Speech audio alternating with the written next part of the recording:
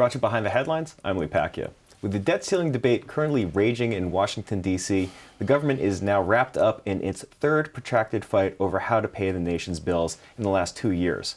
Joining me now to parse through it, we have Bob Rice, managing partner at Tangent Capital Partners. In a former life, Bob was a trial lawyer at the U.S. Department of Justice, and he was also in private practice. Welcome. Welcome. Thank you for having me. Of course. Thanks for coming by. Here. So, it's been an interesting couple weeks. The media has been all over the debt ceiling story and the potential alternatives to letting Congress and the White House just fight it out on Capitol Hill. We're talking about minting special coins to resolve the problem. Yeah. We're talking about courthouses. We're talking about the 14th Amendment. Yeah. All kinds of good stuff. Yeah. Bob, you worked in government as a prosecutor, and you're also in finance now. Let me ask you, does this reluctance, we have a great reluctance to go with the coin route to mint the coin to resolve the issues.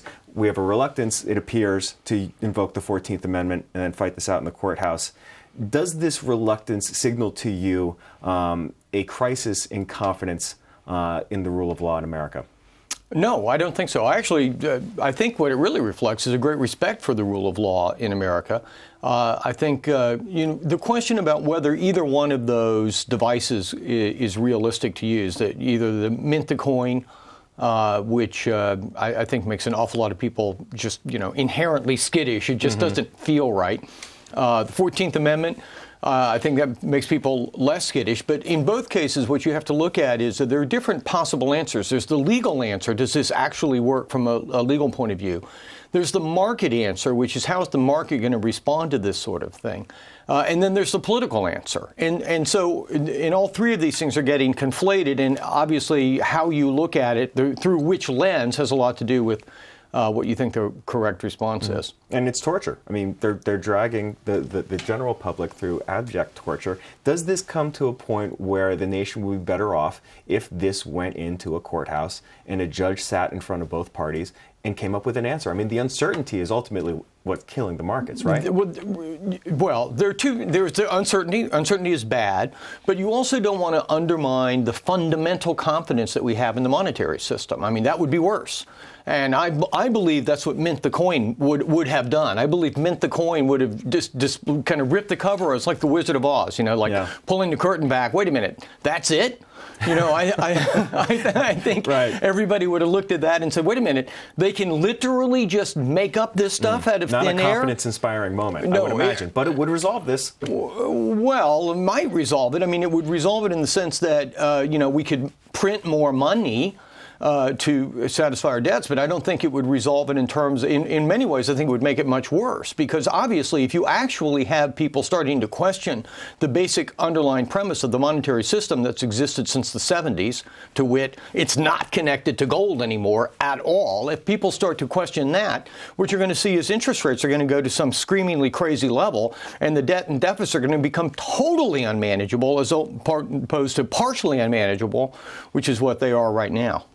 How do you see this resolving if we're not going to go to the courthouse to get a judge to decide which side is right? Well, I don't think, I also have to say this. I don't think going to the courthouse is a particularly great idea right now because, you can't, the 14th Amendment, you can't litigate that in advance. You actually have to invoke it, you have to do it, and then you have to let it. Invariably, the assumption would be that the Republicans would take the president to court immediately. But it would probably be a matter of seconds. Well, to court, but when are you going to get the final resolution? You're not going to get that in a matter of seconds. And what happens to all the debt holders in the meantime, wondering how the courts are actually going to resolve it?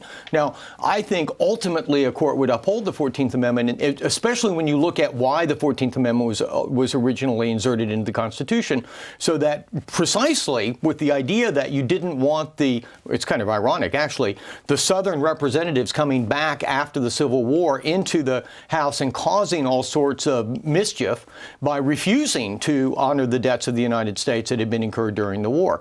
It was precisely to prevent the kind of mischief that many people would now claim is exactly what's going on. But you still have the issue that you can't issue debt today and then wait a year for the Supreme Court to resolve whether or not that reading of the 14th Amendment is correct. So I don't think that's it. And I think what's going to happen here, frankly, what I think is going to happen is the Republicans are going to give on the debt ceiling because I think the political pressure of not playing around with the credit rating in the United States is too great. But they may nonetheless shut down the government by refusing to pass a continuing resolution. That makes me think that we might be talking about this in 6 to 12 months from now. Yeah, and in 18 and 24 and 36 normal, right? and 48 months, I think this is the new normal, can kicking. That said, should we just get rid of the debt ceiling and fiscal cliff laws that are bringing us up to this point? I mean, these are self-inflicted wounds, ultimately. Well, they are. We can stop hitting ourselves at a point. We could, except for, again, the question is, the monetary system is a confidence game. And if we simply get rid of the debt ceiling altogether, I think there's a realistic question about how much discipline we're going to have, given the fact that we can just crank up the printing press anytime we darn well please. And I think ultimately that's highly, highly destructive. So we have to have some discipline. We have to have some governance on our governors, on our ability to go out and spend money and incur debts. And, you know, I don't mean to sound like a rabid right-winger when I say that. I say it from the point of view of just simply being a market participant who's very worried that ultimately, you know, you just keep playing this game and ultimately you really do lose confidence in the monetary system. And if that happens, you know, the problems are just going to be immense. All right. Bob, thank you for stopping by. Thank you. It's Bob Rice from Tangent Capital Partners. If you'd like to learn more about the cases and issues we just discussed, be sure to go check out our offerings on BloombergLaw.com and also on the Bloomberg Terminal. You can follow our updates on Twitter and see more of our videos on YouTube. I'm Pacchia. Thanks for watching.